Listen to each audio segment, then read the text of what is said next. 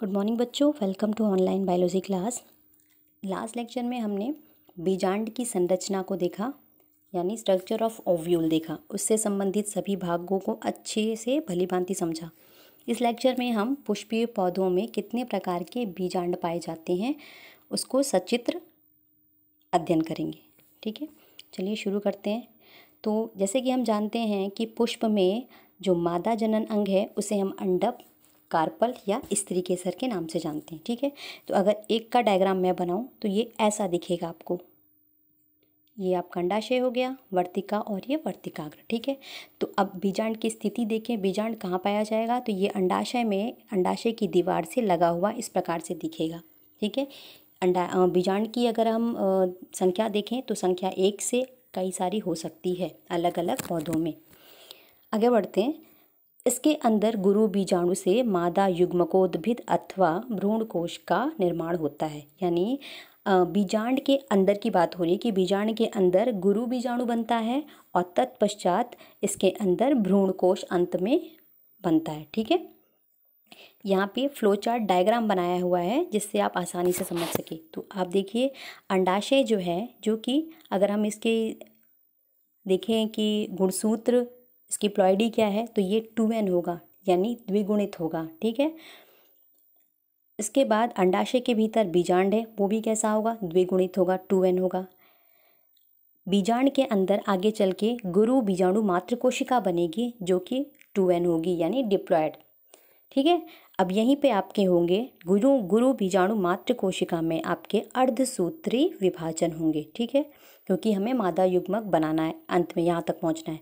तो अर्धसूत्री विभाजन के फलस्वरूप क्या होगा? इसके बाद जो कोशिकाएं आएंगी वो सभी आधे गुणसूत्रों वाली होंगी।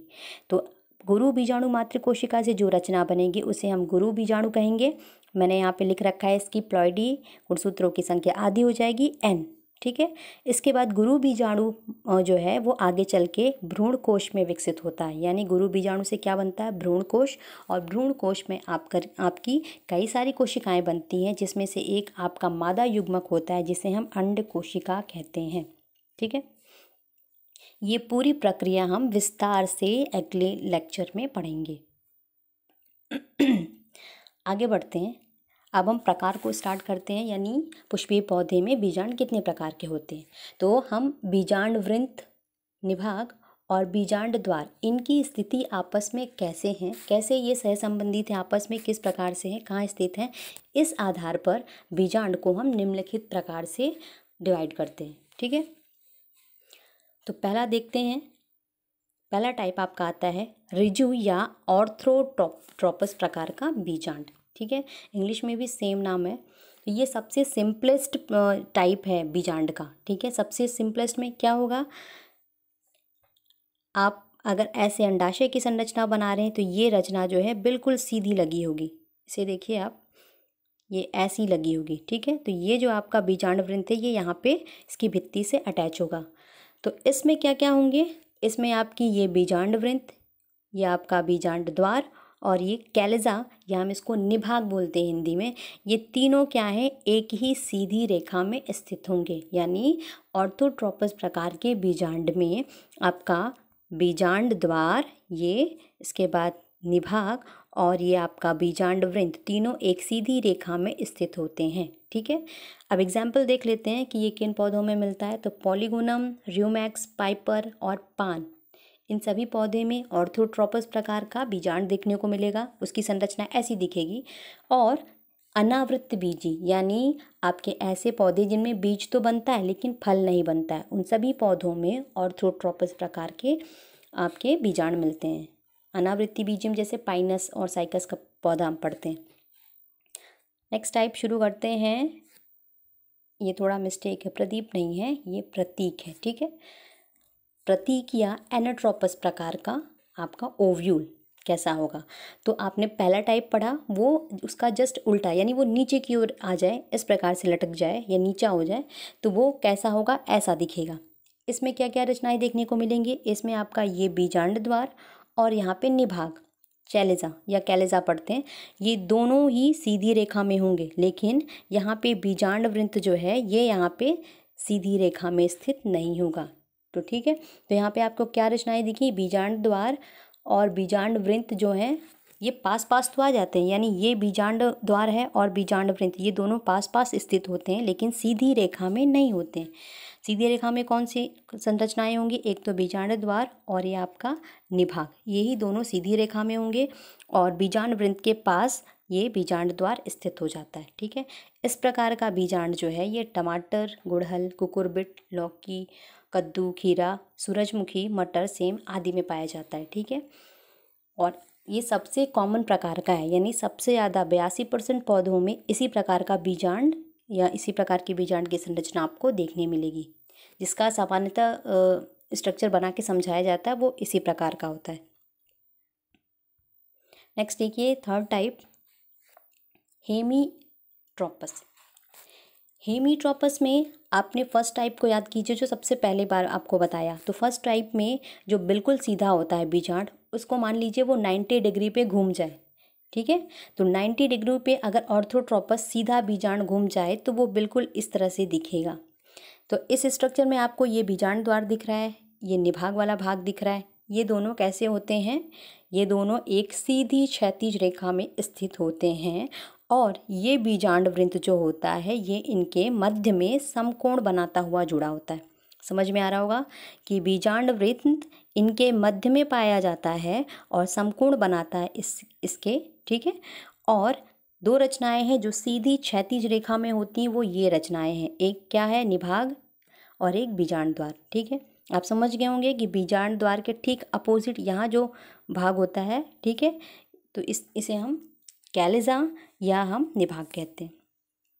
एग्जाम्पल देखिए, तो प्रिम्यूलेसी और रेनिनक्यूलेसी कुल के पौधे में इस प्रकार का बीजांड होता है।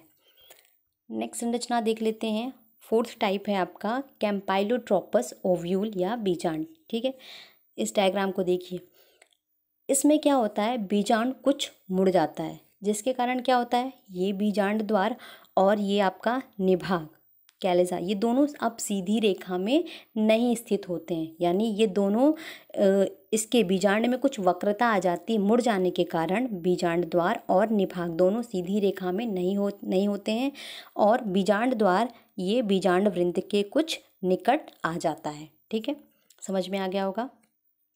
एग्जाम्पल है क्रूसीफेरी फैमिली, क्रूसीफेरी फैमिली में आपके सरसों, मूली वगैरह आते हैं, चिनोपोडिएसी कुल आदि। नेक्स्ट है एम्फीट्रोपस। एम्फी का मतलब होता है बोथ, मतलब दोनों। ठीक है, तो अब इसमें देखिए, एक तो बीजांड में बीजांड काय और दूसरा है भ्रूणकोश। ये देखिए इस डायग्राम से ये पूरी रचना जो है ये आपका क्या थी, बीजांड काय, न्यूसेलस जो आपको यहाँ दिखा है, और न्यूसेलस के अंदर जो है ये बना है आपका, सॉरी एक मिनट, ये इसे कहते हैं भ्रूणकोश। ये दोनों क्या होते हैं, इन दोनों के रचना में थोड़ी वक्रता आ जाती है, यानी ये थोड़े से मुड़ जाते हैं। ये दोनों रचनाएं जो हैं आपस में अलग, यानी ये दोनों मुड़ जाने के कारण, इन दोनों में वक्रता आ जाने के कारण जो भ्रूणकोश है वो घोड़े के नाल के समान दिखने लगता है। तो ये इसका खास लक्षण है, इम्पॉर्टेंट है, पूछा जाता है आपके कॉम्पिटिटिव एग्जाम्स में। तो इसमें क्या होगा आपका कि बीजांड काय और भ्रूणकोश में वक्रता आ जाती है, मुड़ने के कारण भ्रूणकोश की संरचना कैसी दिखती है, घोड़े के नाल के समान दिखने लग जाती है। एग्जाम्पल देखिए आपका ब्यूटेमेसी और कैप्सुला आदि इसके उदाहरण हैं। एम्फीट्रोपस। नेक्स्ट है सबसे लास्ट आपका सर्सिनोट्रोपस। तो आप सबसे पहला डायग्राम याद कीजिए, ये आपको समझाने के लिए ये सबसे पहला आपको ये बताया ऑर्थोट्रोपस यानी सीधा बीजांड। ठीक है, तो ये बीजांड बिल्कुल शुरू में इसकी स्थिति ऐसी थी सीधी, लेकिन बीजांड वृंत की बहुत ज़्यादा वृद्धि हो जाती है, यानी ये बहुत लंबा हो जाता है, बहुत वृद्धि हो जाती है, जिसके कारण बीजांड जो है वो नीचे की ओर लटक जाता है। ठीक है, तो ये इस प्रकार से सबसे पहले क्या होगा, बीजांड सीधा रहता है, इसके बाद ये एक तरफ ज़्यादा वृद्धि करके नीचे की ओर मुड़ जाता है, यानी उल्टा हो जाएगा, सेकंड टाइप का हो जाएगा। इसके बाद इसकी वृद्धि लगातार होती रहती है और ये पुनः अपनी पहली वाली स्थिति में आ जाता है, यानी ये दोबारा से सीधा हो जाता है। तो ये लगभग 360 डिग्री का पूरा टर्न ले लेता है। ठीक है, तो इस प्रकार के बीजांड वृंत जो होते हैं बहुत लंबे हो जाते हैं और पूरे के पूरे बीजांड को चारों ओर से घेर लेते हैं। तो इस प्रकार का बीजांड आपका क्या कहलाएगा? सर्सिनोट्रोपस। एग्जाम्पल है नागफनी और कैक्टेसी के सदस्यों में ऐसा बीजांड देखने को मिलेगा। तो ये आपके टोटल 6 तरह के बीजांड हैं जो पुष्पीय पौधों में या अन्य पौधों में देखने को मिलते हैं। एक एग्जाम्पल आपको शुरू का बताया अलग, ऑर्थोट्रोपस जो जिम्नोस्पर्म में भी देखने को मिलता है। ठीक है, सबसे कॉमन टाइप का याद रखें, एनाट्रोपस टाइप का जो आपका बीजांड है वो सबसे ज़्यादा कुलों में पाया जाता है, तो उसे पढ़ा जाता है, उसकी संरचना याद रखिएगा। अगले लेक्चर में हम गुरु बीजाणु जनन को विस्तार से पढ़ेंगे। धन्यवाद।